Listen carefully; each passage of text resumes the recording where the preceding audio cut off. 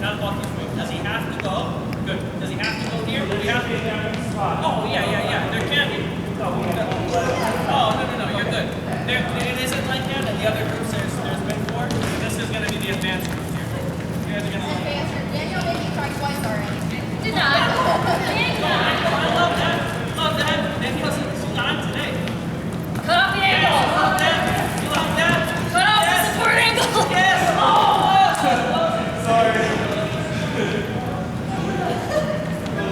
I thought she was going to do the splits and fall. She's very well balanced.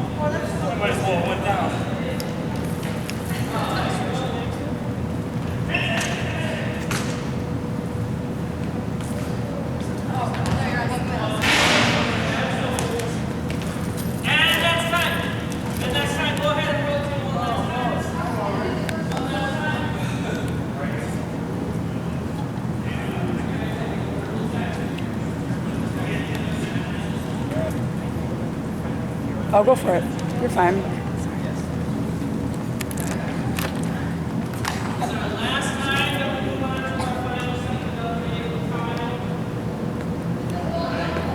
doesn't really involve much running.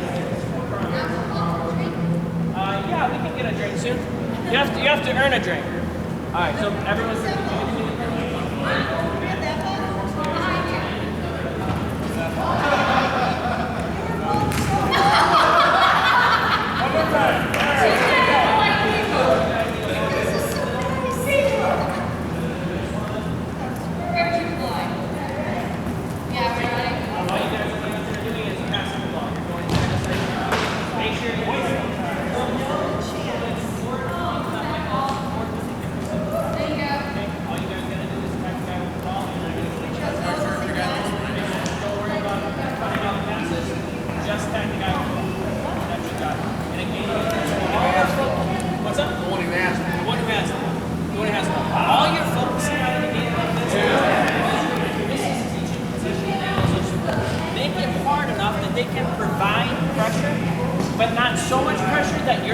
Successful in what you're teaching. Does that make success? Make sense? Say that again? How do you change the difference? Can you expand the ball? They don't have a ball throw. You take the ball. Yep. And then they're trying to, then they're not so much tagging you, now they're cutting off pass at that point. The reason we do it like this first, like I said, is now we're teaching you successful possession. Okay? If I'm going to receive a pass here, but maybe he's a little advanced and he's anticipating you're coming to me, he's going to cut it off. And then if they're always winning, you're not winning in your game. You're not winning in what you're trying to teach, which is possession. If you make it so that what you're teaching is always winning and successful, it doesn't have to be by chance. I don't know if that makes any sense. You don't want to just like wait and be like, oh, we're going to work on possession, I'm just going to throw them in a box and they're going to play possession. But what are you working on? If you're working on angles of support, slow them down, because here's where we're now developing a technical on those kids that are maybe behind, and challenging the kids that are advanced, and allowing me to do exactly what coach is asking, which is check the cone. Because it allows you as a coach strictly to worry about this, right? Don't coach this, they'll figure it out, right? Coach what you made the training session for, which is angles of support. Does that make sense? That was like really in depth. So, on your toes on the outside, hands out your pockets, and play.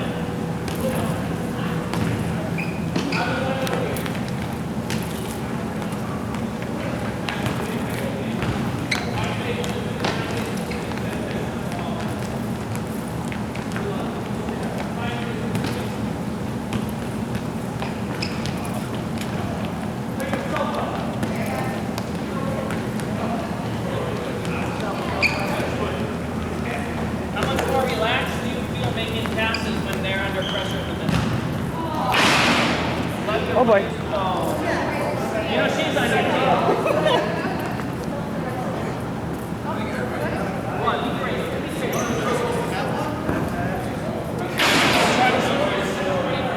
Try it.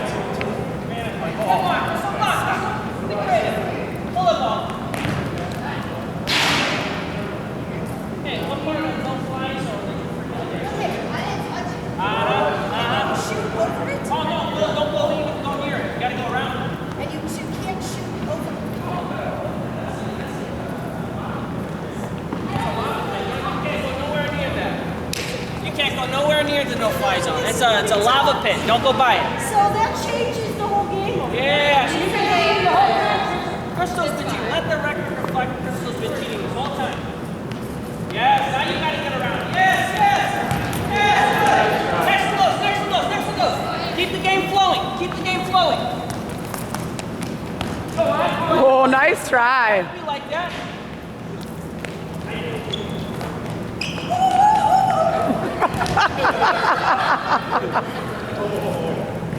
I got no Kirby and some Chuck Taylor, so.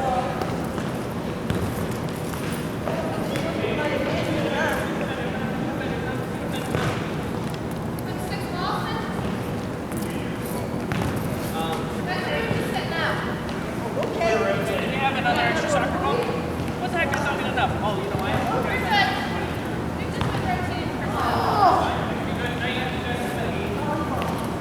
You guys that are in, you gotta get away. Find space, get space. You got a group there, one last person. Oh yeah.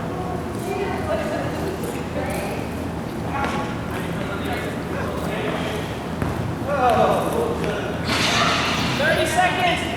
30 seconds, hard work, let's go! I like it. Go on. Woo! Go on, stall it. And time. Come on in. You got 5 seconds. 5, 4, 3, 2. We are guppies. See, when I start counting down and they run, they're like, oh crap. We need O2. Hands on your head, deep breaths. In through your nose, out through your mouth. Good job. Bye-bye. What do we think? Fun? Yeah. Hopefully we have something we can take away from here. Our coaching points. I kind of went a little more in depth. This is something we would do then with maybe a U12, U13 team as we introduce possession, as we introduce rondo. This is something in dribble tag you can do with any team of any age because anybody's going to find it fun. I don't know if you've ever had them play the squirrel game where they tuck a bib in the back of their shorts. When I was coaching at Tri-C, that was the first training session I did, and they seriously thought I was probably nuts, but they had a blast. Like, they had so much fun. It was one day where we could relax, and the kids could enjoy the day, and the guys could enjoy the day. So coaching points is there where you place restrictions on what part of the foot can you use. You can use every part, but if you use the same part of your foot twice, you then become in because you got to be fair to the game. But avoid using every part of your foot. Who coaches bumblebees here? Who coaches bumblebees? Okay. What do they feel enticed to use at all times? Every practice they're going to use it. Hands. Their hands. Let them use their hands once in a while. It's not a big deal. You can only use your hands 2 times, little Susie. But that's all you can use. Place restrictions like that. Don't be so strict about it. Let them have the natural reaction to stuff. But say, hey, listen, you've already used your hands twice. Remember, you've already used it twice. But that's something you do with bumblebees. Let them dribble around because they know what tag is. They're competent enough to know what tag is. but implement every part of the foot. And then guess what? At the end of the season, you're going to have kids that are out on the field. You don't have to teach them how to cut the ball with the outside of their foot. They're going to do it anyway because they've been playing dribble tag and they don't want to be it. You know, something I always do with my kids is, and I'm sure all of you whose kids I have coached can attest to this, is I make them say, I'm a star. Like the star jumps where they lose the game and jump, I'm a star. That's their punishment. And then if they're embarrassed and the kid gets easily embarrassed, I do it every time. And I make sure that kid's the one that's going to do it. So that's for that. And is really pushing the idea of every part of the foot's got to be used. Be comfortable using every part of your foot. Use both feet. Just be friends with the ball. Over here, this is something we can do. You can really do it. Again, this is another one you can do any age that's like U10, U12 on up. But it's challenging, right? Because when you have limitations on where you can go, as the attacker, you kind of have the advantage a little bit because the defender is responding. So coaching points is hey, change direction, right? You guys got in front of the ball. I saw you a couple times. You're making cuts to the right. You're rolling to the left, trying to get that guy committed to something. But those are the coaching points again.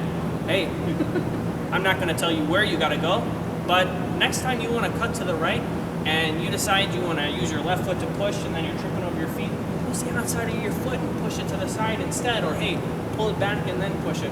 That's where you want to teach technique. Don't decide what they need to do. Help them decide how they can do what they want to do. Does that make sense? That was kind of like really misconstrued, I guess, at times. But it was fun, right? We have fun today?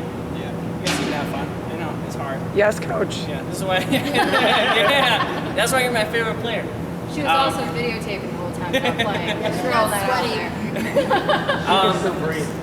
there. So we do have another guest here that he's gonna keep us for just a little bit longer, which is Kyle. Kyle is, I would call him our head goalkeeping coach because I think coming from Bowling Green and working with the Bowling Green team and being a club goalkeeping coach, I'll let you kind of introduce yourself, but this is Kyle. He's gonna show some goalkeeper stuff to us just pretty quickly, okay? All right, I'm gonna keep this brief. We're not diving today. You're welcome. But, so my name's Kyle Milner. I'm from the other side of the tracks, North Ridgeville. I tell everybody that because I've seen both cornfields. We have a little less now. We put developments on them. But this is an exciting community. It has a very warm family feel. So I'm excited to get involved and kind of change our mindsets a little bit about what a goalkeeper is. So first thing I want to ask is, what is a goalkeeper to you? How have you viewed a goalkeeper in the past? Captain in the defense. Leader. Okay, captain of the defense, leader. What else? Leader, win or lose the game. Okay. What else? Direct play. What's that? They direct play. The direct play? What else? Soccer player. Most underappreciated. I'm going to come back to that. They get to use their hands. I was going to say, yeah. Who typically gets thrown in goal? It should be your best player. Yeah. But who typically gets thrown in goal? The slow kid, the bigger kid, The most athletic that can The one I don't really know. Aggressive, have a little bit of the crazy. I was going to say, how about your bravest? little weird. Yeah, could be brave. Courage. But then you also see the other side. The kid I can't really do much with. I don't know where to put him. We can throw him in goal. He's pretty big. So I'm here to change a little bit of that mindset and show you a couple ways that we can include those kids and build on the skills that they need. What's more important to a goalkeeper, their feet or their hands? Okay, we got feet, we got hands. I think they're equally important. Equal? You got to be equal. Good goalkeeper. All right. What do they touch the ball more with? Depends what team they play. Yeah, so I got no answer to that. I've seen a good goalkeeper. You can never tell what they're going to use. I can't hold it. There was a study taken. A goalkeeper touches the ball 8 times more with their feet than they do catching the ball one time or touching the ball or anything. So they touch the ball with this thing 8 times before they even touch the ball with their hands. Okay, so everybody repeat after me. Feet comes first. Feet comes first, okay? Anytime I get a goalkeeper, anytime they come to me, the first thing they're gonna do is say hello to that ladder over there. Hi, Mr. Ladder. They get super familiar, okay? Because the first thing they're gonna do is get their feet moving so that they do more of this without thinking here, okay? Because if I were to sum up a goalkeeper, their job is to just keep balls out of net. How do they do that? They have to get their body between the ball and the goal. How do they do that? They have to move these guys. If they can't move these guys, if they can't play with these guys, then stopping the ball from getting in the goal gets pretty hard. So on that premise, I'm going to walk you through just typically what a session looks like. So I'm going to keep that nice and brief, just some of the elements. And then from there, I'm going to actually take a lot of these games and show you where the goalkeeper fits in. All right, so let's head on over here and say hello to Mr. Ladder.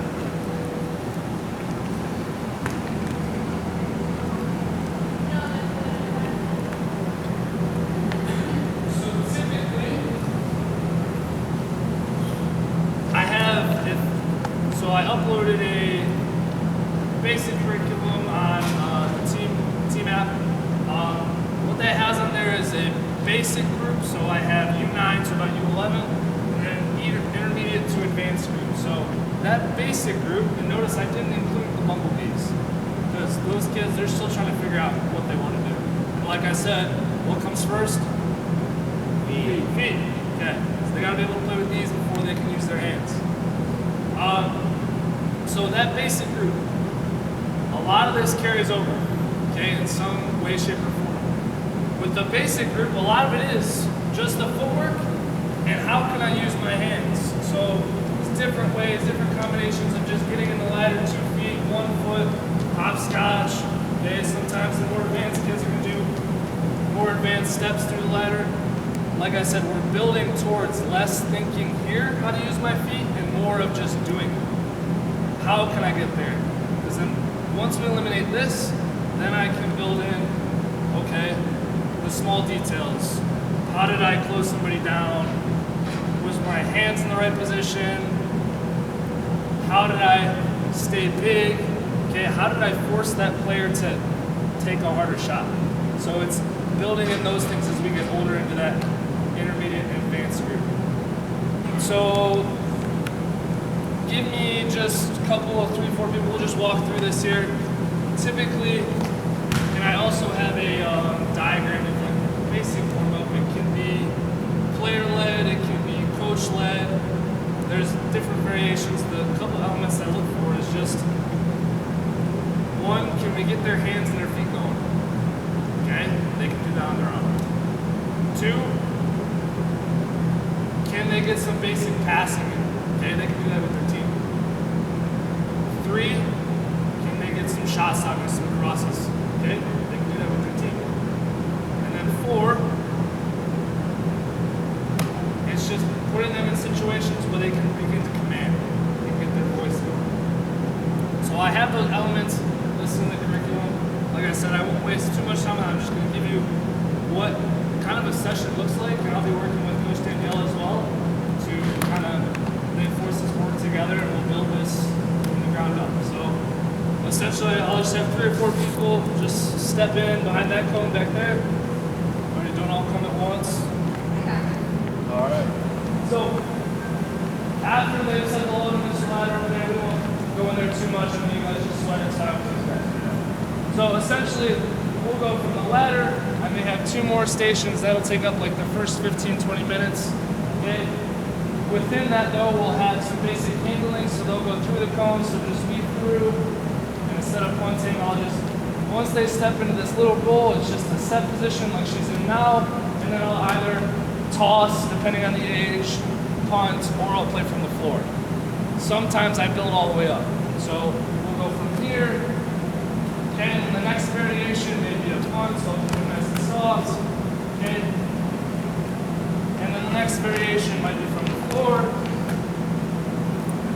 Okay, and then from there we start to build in from this set position a little dive, and so on. We go from a contour dive, which is just a simple collapse to the floor. Okay, and then you've got a power dive in which you're sliding to get that ball that's way out there, a nice stretch. So we're kind of building them and building them. From there, once we've got this going, I then like to make the goalkeeper think. Okay, so we're going to step over here.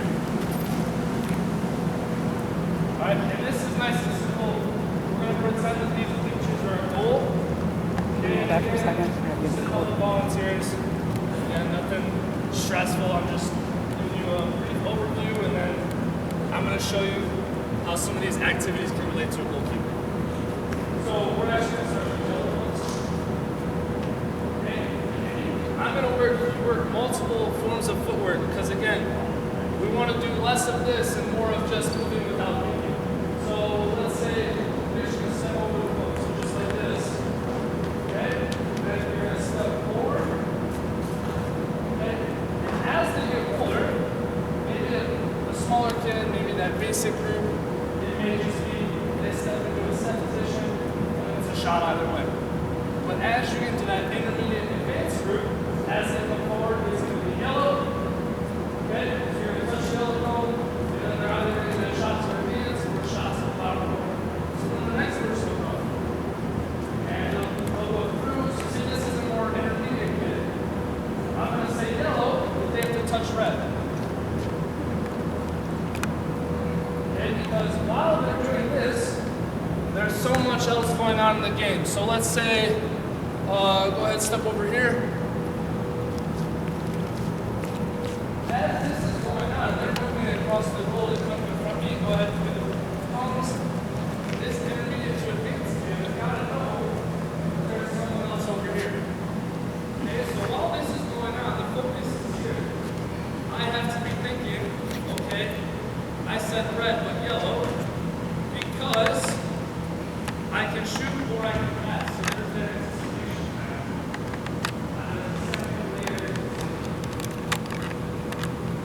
Okay, and then once we go from here, this intermediate or advanced group, I may add in this pass. So I'll say red, the next person will come. They'll step through. I'll say red, they're going to touch. But now he's in play. So these goals are just a starting point. He's in play. So not only did we just move here, we got a forward going here, but now he's got to get his angle right to stop the next shot. So basic, we're just working on basic angles. Okay, how do my feet move? The more intermediate and advanced, it's that next layer. What could go next?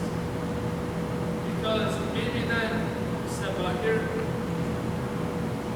maybe then he steps forward and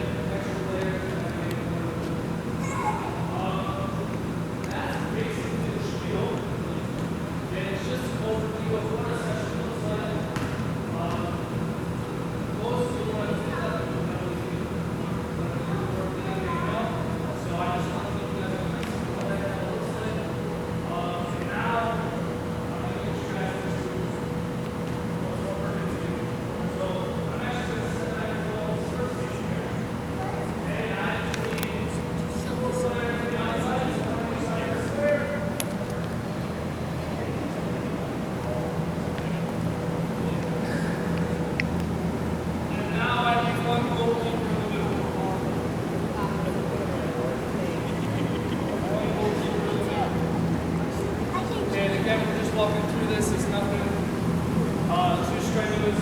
Okay, so the play of the outside of the ball. This is typically what you'll see when you're doing a rondo. You can call it being familiar, something creative. Okay, you're possessing the ball all over the outside. But here's where the goalkeeper comes in. Because typically you'll have a field player here, and they're just defending as normal. They're trying to anticipate and force the ball one way. Now, you throw a goalkeeper into the mix, okay, and they're allowed to do what they do. So not only am I anticipating and forcing the ball one way, but now I can use my hands.